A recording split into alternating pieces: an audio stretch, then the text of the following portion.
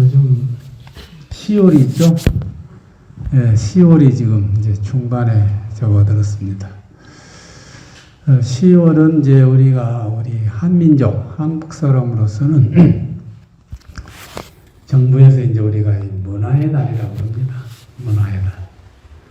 우리 한국 문화를 잘 보존하고 계승할 수 있도록 어떤 민족의 자각의식, 주체의식을 함양하자는 데서 의의를 두고 10월을 그렇게 나라에서 제정하고 있습니다. 그래서 특히 이제 우리가 10월 달은 여러분 잘 아시는 대로 우리가 개천절부터 해가지고 또 우리 한글날까지 이어온 그런 역사를 그런 또 계기를 그런 동기를 설명을 드렸습니다. 그래서 오늘 이 시간에는 또 우리 민족의 그 자주와 긍지를 높이고 외세로부터 어떤 외세로부터 독립적인 국가를 건설하고자 아주 혁신적인 운동을 벌인 그런 주창자, 그런 리더가 있었어요, 우리 역사에. 그분이 누군가? 예. 바로 고려시대 묘청스님입니다. 예. 아마 1년 가끔씩 제가 이 묘청스님에 대해서 말씀을 드렸잖아요. 그래서 이 10월 달에는 꼭 한 번 더 우리가 상기하고 가야 할 것 같습니다. 고려의 묘청스님 하면은 우리는 이제 한국사를 공부하면서 굉장히 부정적으로 기술했기 때문에 아주 나쁜 스님으로 이렇게 표기가 많이 되어 있습니다. 묘청스님도 아주 이미지가 나쁘게 되어 있어요. 그런데 실제로 그려보면은 왜 그런 분위기가 됐을까요? 우리 역사적으로 보면은 이 고려시대요. 이제 중기에서부터 되면은 원래 어디더나 그렇잖아요. 이제 요즘은 이제 민주화도 불고 또 소득도 재분배해가지고 부자가 세금도 많이 내고, 또 심지어는 많이 벌면 또 누진세율도 적용해가지고 상당히 이렇게 경제민주화를 실현하려고 그러고 있잖아요. 예, 그래서 미국도 세금이 부자는 많이 내고 있잖아요. 예, 지금 미국에 민주당이 와가지고 지금 근 50% 가까이 부자들은 내고 있습니다. 근데 과거에는 이런 일들이 별로 없어요. 왕권 제도고, 국민의 민도의식이 낮아가지고요. 좀 굉장히 부족했던 것 같아요, 우리 역사적으로. 어느 동서양을 막론하고 비슷해요. 그런데 우리나라 이 고려도 마찬가지예요. 중기에 오면은 이제 몬벌, 사대부 이 귀족들이 이 재산을 많이 증식을 해가지고 그냥 재산을 대물림하려고, 자식, 손자들까지 대대손손 물림하려고 그런 욕심들이 아주 극에 들어와요. 극에 차 있었어요. 그런 게 이제 우리가 역사적으로 중요한 사건이 바로 고려 중기의 이자겸이라는 사람이잖아요. 그런 이자겸이라는 사람이 있었어요. 고려 중기의 대신에. 그래서 그런 사람들은 얼마나 욕심이 많았냐면은 이자겸은 아마 여러분들이 역사 스페셜에서 또 역사 또 이 드라마의 사극에서 많이 기억을 하실 거예요. 자기 둘째 딸을요, 왕비로 보내요. 대단하죠, 그죠? 고려 예종 임금의 장인이 되는 거예요. 그러니까 장인이니까 얼마나 권세가 든든했겠어요. 요즘은 이렇게 외척이라 해가지고 함부로 막 못 되는데 과거에는 엄청났죠. 그래서 이제 예종 임금이 오래 못 살아요. 못 살고 일찍 돌아가십니다. 그래서 이제 그 아들 하나가 이제 14살 때 장남이 이제 또 왕이 되는 거예요. 그게 인종임금이 고려 인종. 그래도 이제 이자겸은 이제 비록 자기 사이인 예종은 떠났지만 그 아들이 왕이 됐기 때문에 외손자가 또 왕이잖아요. 그러니까 14살 먹은 외손자지만 왕이라. 그런데 또 욕심이 생겨가지고요. 이자겸은 둘째 딸은 예종 부인이 되고 셋째 딸, 넷째 딸을요 그 아들 인종 부인으로 보내요. 그러니까 인종은요 자기보다 나이를 더 먹은 이모 2명이 부인이야. 이모가 친이모가 부인이라니까 두 명이나 보내고 또 이제 왕비가 많잖아요. 그러니까 이자겸은 얼마나 득세했겠어, 그죠? 응? 그러니까 이 집안이 복잡해. 이모가 부인이 됐으니 어떻게 해, 그런 아주 복잡한 상황이 벌어진다 이 말이에요. 그러니까 자기의 재산, 권력을 획책하려고 이런 인륜에 없는 이런 일들을 벌이더라 이 말이에요. 그래서 이제 그 이자겸뿐만이 아니고 소위 말해서 고려의 당시 수도였던 개성, 지금의 개성 일대는 그렇게 소위 말해서 신라 말부터 이제 고려가 통일을 해가지고요. 그때 당시에 문벌 귀족들이 아주 형성해가지고 아주 토처럼 살고 있는 거예요. 대대손손 대물림해가지고 이런 분위기가 있었다 이 말이에요. 상황이. 그래서 이제 그 당시에 평양 출신인 묘청 스님이 등단을 해요. 그러니까 이제 어린 인종 임금 밑에는 아주 평양 출신의 유명한 그 재상이 있어요.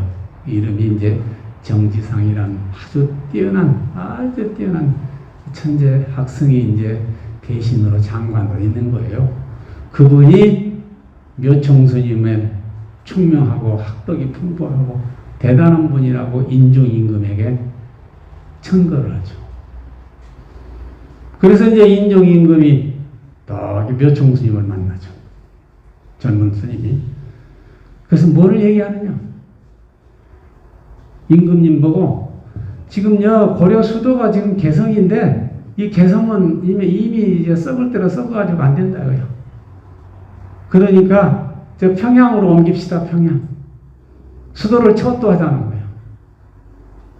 수도로 옮깁시다. 수도를.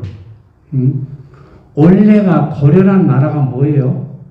고려는 무슨 약자예요? 고려가? 후삼국을 통일하고 고려를 만들 때 고려는요 고구려예요. 고구려. 찰나는 고구려를 재현하겠다고 그래서 고려라고 이름을 지은 거예요. 고구려 이름을 줄여서 고려로. 그러니까 옛날에 이 고구려의 수도는 어디였습니까? 평양이잖아요. 고구려 수도가 평양이에요. 그런데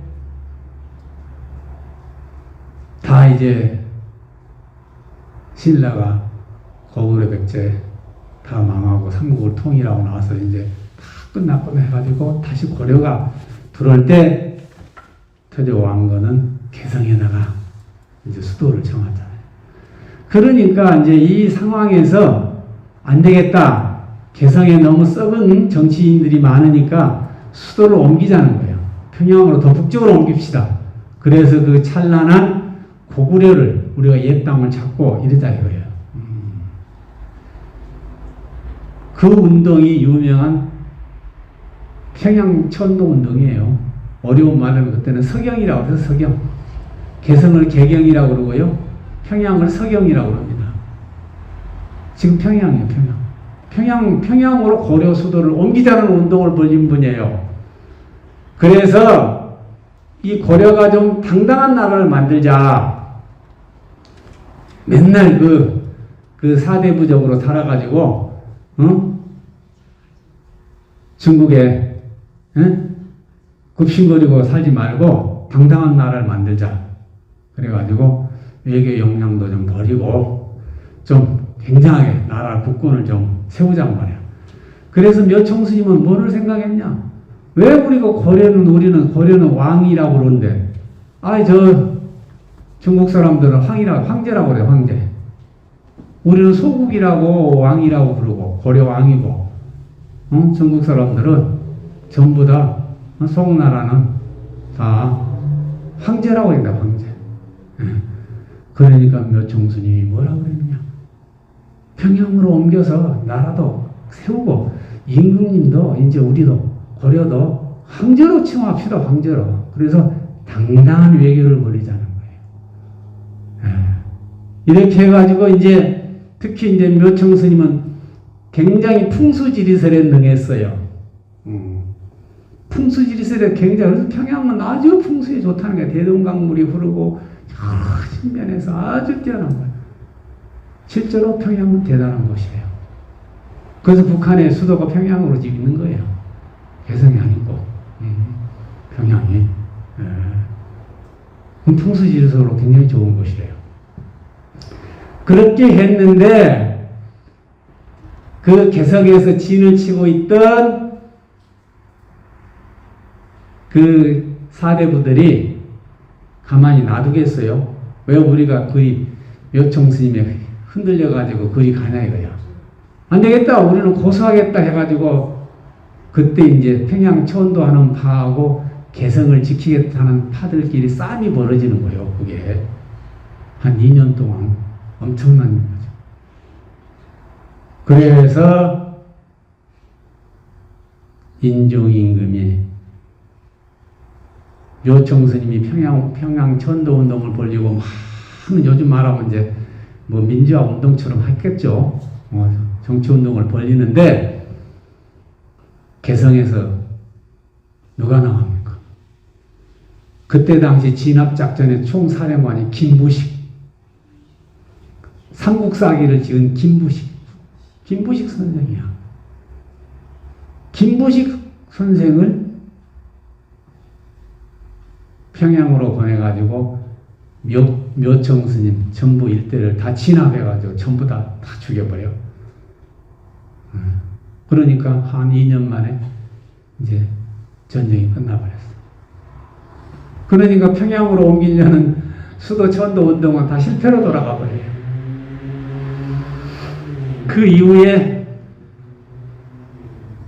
김부식 선생은 어떻게 했어요? 이제 기고만장했어. 근데 김부식이란 사람은 대단히 중국에 의존적인 사람이야.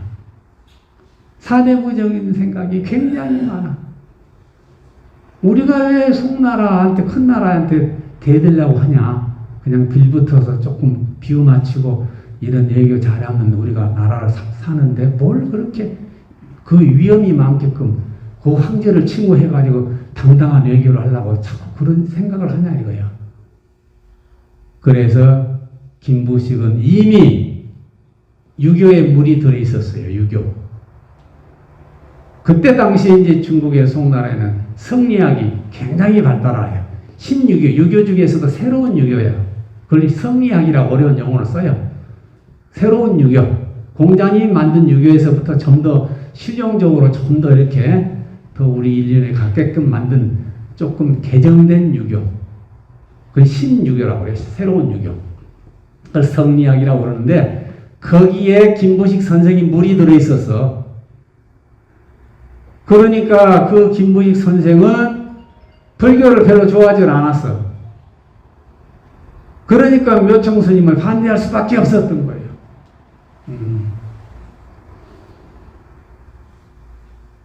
그래서 이제 김부식 선생은 승승장구해버린 거예요. 그러다가 말년에 이제 어때요? 고려가 끝나니까 뭐가 돌았어요? 조선 이성계 장군이 조선을 교국하게 되는 거예요. 그러니까 이제 고려 말년에는요, 고려 중기 이후에서부터는 김부식 선생에 의해서 불교가 점점 쇠락을 하는 거예요. 쇠퇴하는 거야.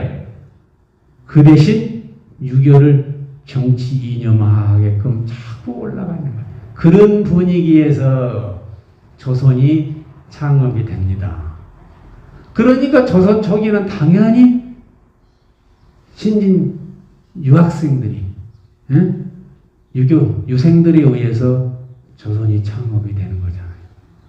그러니까 조선은 어떻게 돼? 당연히 유교 나라가 되어버린 거예요. 이게 작은 게 아니에요. 그래서 우리는 이제 이런 상황 속에서 저희들이 이제 우리가, 대학까지 우리가 국사를 배우잖아요. 보면은 이제, 전부 다 이 고려, 이런 역사 속에서 보면은 이 묘청 스님을 아주 나쁘게 하고 묘청난이라고 얘기해. 난을 벌렸다고 그래요. 묘청의 난. 이렇게 설명을 하는 거예요. 그런데 우리가 이 사관이, 역사관이 바뀌기 시작한 거예요. 언제부터였냐? 우리가 해방되고 나서 전혀 그런 걸 몰랐어요. 그러니까 그냥 해방 이후에 우리 학교 국정교과서가 어떻게 됐어요? 그냥 정부 사대주의적인, 사대, 중국에 의지하는 사대적인 건성. 또 일제 36년에 식민지 사관에 얽매였던 이런 학자들에 의해서 우리 검정교과서가 집필됐잖아요. 다.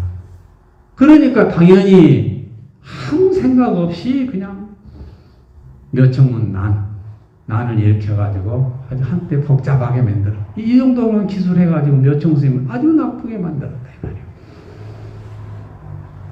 그런데 이제 한국에 이제 해방 이후에 이승만 정권, 박정희 정권, 전두환, 노태우 정권이 이제 다 물러나잖아요. 그러고 나서 이제 민주화 운동들이 벌어져서 김영삼, 김대중으로 쭉 이어지잖아요. 그때 우리 역사를 조금 주체적으로 편찬하자는 이런 운동이 벌어져요. 그래서 이제 뭐예요? 교과서도 이 검정교과서 만들지 말자는 거예요. 왜 일률적으로 검정교과서를 만드냐? 학교에서 취사 선택할 수도 해요. 여러 가지 교과서를 만들면은 일률적으로 1000페이지 딱만 이것만 배워하지 말고 취사 선택할 수 있도록. 이런 운동들이 벌려지면서 우리 역사학자들 중에서 정말 자주적이고 줏대가 있고 어떤 민족의 주체의식이 강한 역사학자를 발굴하기 시작합니다. 그때 누가 등단합니까? 단재 신채호 선생이 등단한 거예요. 그러면 우리가 단재 신채호 선생이 누굽니까? 이걸 알아야 되잖아요. 단재 신채호 선생은 대단한 분이에요. 원래 대전 출신이에요. 아버지 일찍 돌아가셔서 이제 또 주변에 삼촌들, 할아버지 해가지고 청주에서 이제 공부를 하기 시작하는데 그때는 이제 전부 서당 다니니까 서당. 1880년 구한말이니까 서당에 다니죠. 교육제도가 없죠. 신식. 그 서당에서 천재였어. 신동이라. 너무 아까워. 그냥 사서삼경을 줄줄줄 해버려. 10살에 다 맞춰버려. 그래서 주변에 아는 사람들 이제 청주 대전에 있으니까 서울에 한양에 이제 아는 사람들 백을 좀 써가지고 그때 이제 최고의 교육기관은 성균관이잖아요. 성균관. 성균관에 좀 입학 좀 시켜달라. 이 신동 손자를. 그래서 단재 신채호 선생이 성균관에 가서 수학을 합니다. 그러다가 어떻게 돼요? 한일합방을 맞이해버리죠. 1905년에 을사보고조약이 생기고 1910년에 한일합방 생기고 불운한 시절. 그때 이제 역사의식이 서가지고 단재 선생은, 신채호 선생은 야, 왜 우리가 이렇게 일본 사람 밑에서 살아야 되고 우리 국권이 없고 줏대가 없고 일본 사람들은 전부 관청이 장이고 우리는 종처럼 살아야 되는가 말이야. 그래서 당시에 이제 뛰어난 인재니까 그때 당시 이제 서울 장안에 우리 신문들이 썼잖아요. 일제시대 때. 뭐 동아일보도 있고 뭐 조선일보도 있고 한국신문도 있고 막 그런 초창기 우리 신문 매스컴이 있습니다.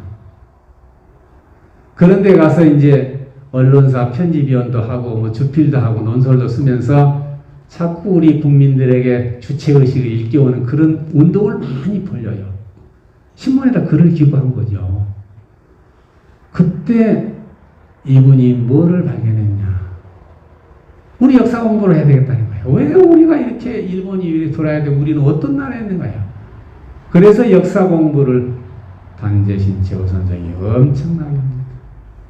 그래서 이 단재 선생이 뭐를 발견했느냐. 고려시대의 유명한 서경천도 운동의 주창자였던 묘청 스님을 발견해요. 그래서 그 언론에다 기고를 하잖아요. 정말 우리가 이 고려시대 뛰어난 이제 학생, 최고의 뛰어난 사상가를 지닌 이 스님, 묘청 스님을 우리가 너무 몰랐다 이거예요. 이 만약에 우리가 서경으로 천도해서 성공을 했다면 우리 역사는 달라졌을 거라는 거예요. 얼마나 자주적이냐 이거야. 응? 그래서 우리가 조선 500년 동안, 고려 500년, 정확히 고려는 한 480년, 조선이 한 520년, 토탈 1000년이에요. 고려시대하고 조선 역사가. 1000년. 예. 정확히 1000년 역사 동안에 가장 나는 위대한 사건을, 기대한 역사를 든다면은 묘청 스님의 평양 천도 사건을 들겠다. 평양 천도 운동이다. 그래서 얼마나 안타까운 일인지 모른다고 썼어요. 그 칼럼에다가. 그래서 고려 500년, 조선 500년, 약 1000년이 넘는 일대 최고의 일대 우리 사건의 운동은 뭐냐? 묘청 스님의 평양 천도 운동이라는 거예요. 이런 자주적인 의식이 꺾여버려서 우리가 지금 이렇게 일제 식민 치하에 살고 있다는 거예요. 그런데도 거기에 빌붙어가지고 나라를 팔아먹고 완장을 차고 한자리 하려고 아우성거린다는 거예요. 그러니까 대단한 민족주의자고 애국주의자. 그러니까 이런 사상을 가졌으니까 어떻게 살겠어요? 못 살 수밖에 없지. 독립운동을 해야 되니까.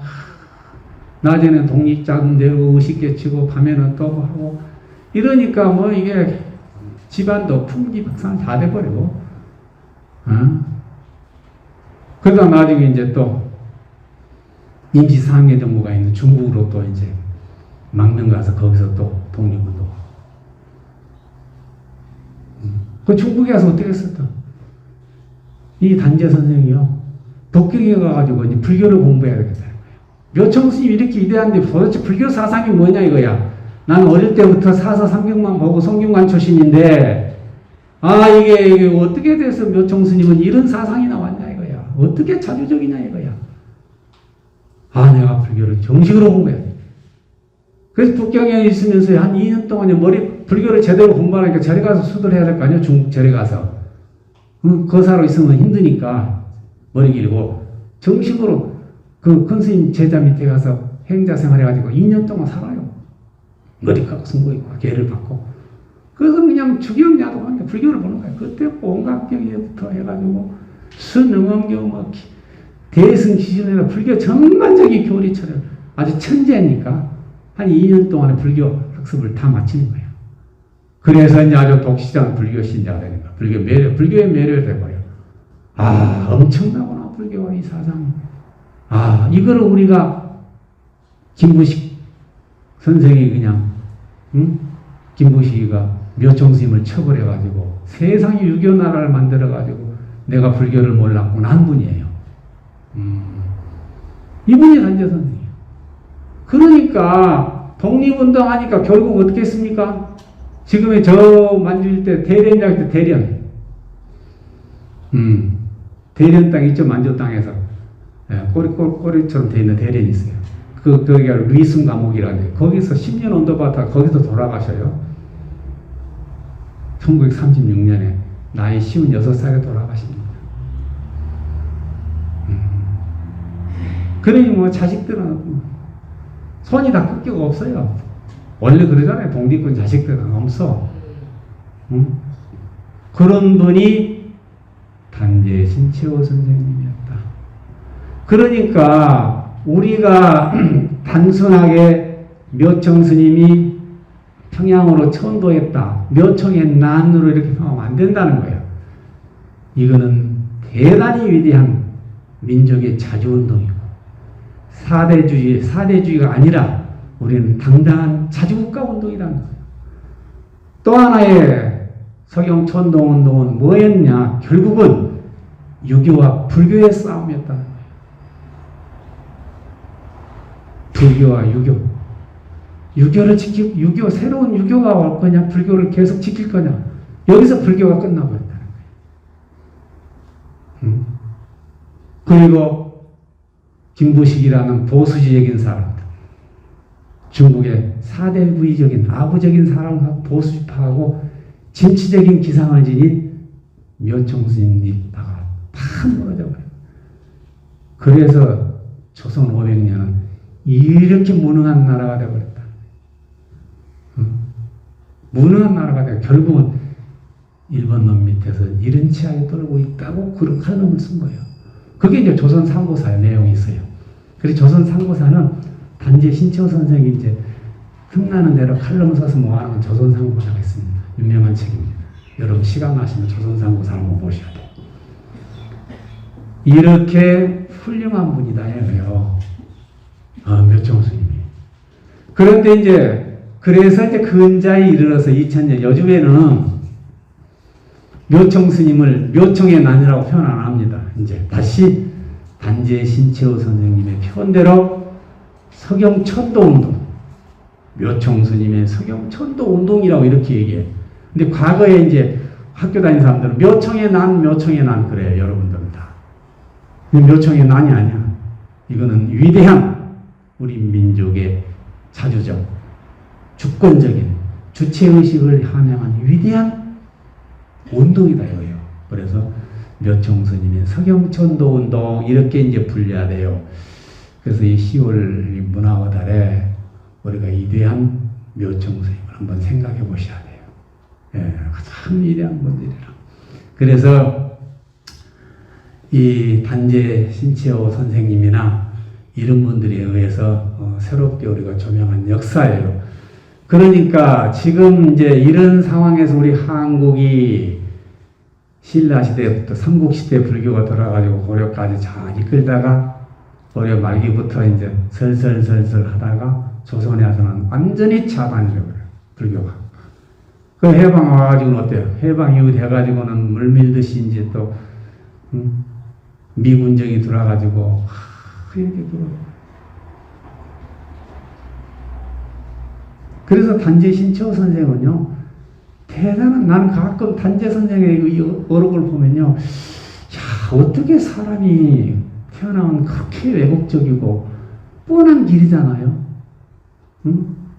그 일제시대 때 아부해가지고 완장차고 얼마나 잘 살았겠어요, 사는 사람들은. 그런데 그거 가서 그렇게 산다는 거예요. 여러분 생각해봐. 빌붙어서 그렇게 살지 않고 말이야. 어떻게 해서 그런 마음을 지니까. 그래서 애국자, 여러분, 그 순국선열 묵념하고 애국자는요, 그냥 애국자가 되는 게 아닙니다. 여러분들이 애국자,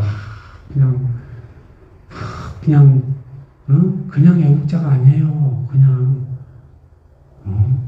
생각해보세요. 살신성이 해야 돼. 자기 희생이 따르면 안 되는 거야. 얼마나 대단한 거예요. 그래서 단재 신채호 선생은요, 마지막에 이제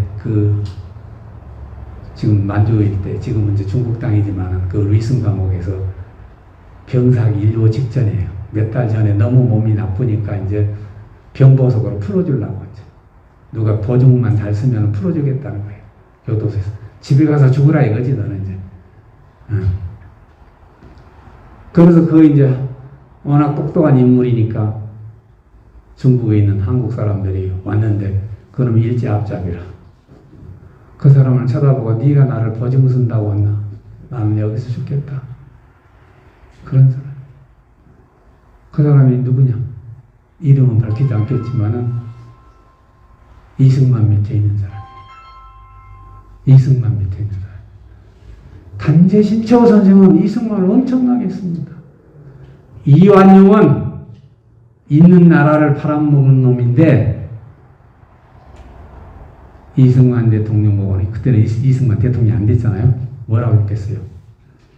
아직 우리가 남북한이 갈라졌는데 지금 신탁 통치를 해가지고 남한만이라도 빨리 해가지고 자기가 남한의 대통령 되고 싶어가지고 막 했잖아요. 그때 단재 신채호 선생은 상해 임시정부 그 일각에서 회의록에 나오잖아요. 이완용은 있는 나라를 팔아먹은 놈이지만 이승만은 없는 나라를 팔아먹는 없는 나라를 팔아먹는 놈이라고 나오는 거예요. 아직 나라가 지금 반쪽이 돼가지고 나라를 세우지도 안 했는데 그거 해가지고 신탁 통치에다 팔아가지고 지가 하겠다고 그렇게 한 사람이에요. 그러니까 유일한 아들이었던 아들 하나가 있었는데 이승만 정권에서 얼마나 힘들었겠어요. 이승만 정권에서 아들은 살 수가 없어요. 네. 그래서 북한으로 망명하러 만주일대 돌아다니다가 이제 다시 이승만 정권 끝나고 나서 남한에 날아가지고 오래 못 살고 죽었죠. 네. 그래서 단재 신채호 선생은 손이 다 끊겼습니다. 이 정도로 혈기가 있었던 스님들, 또 그런 의지를 가졌던 독립 애국 투사들이 우리 민족을 지킨 등불이었다. 참 이런 분들이 있어서 오늘날 우리 한국이 존립하고 있는 거예요. 그래서 우리가 비록 해외에 살고 있지만은 이런 많은 우리가 민족문화 창달에 달하지만 그건 하나의 국어고 실질적으로 우리 역사 속에서 그런 인물들을 발굴해 가지고 한 번쯤 생각해 볼 수 있는 그런 소중한 시간이 되셨으면 좋겠습니다. 마치겠습니다.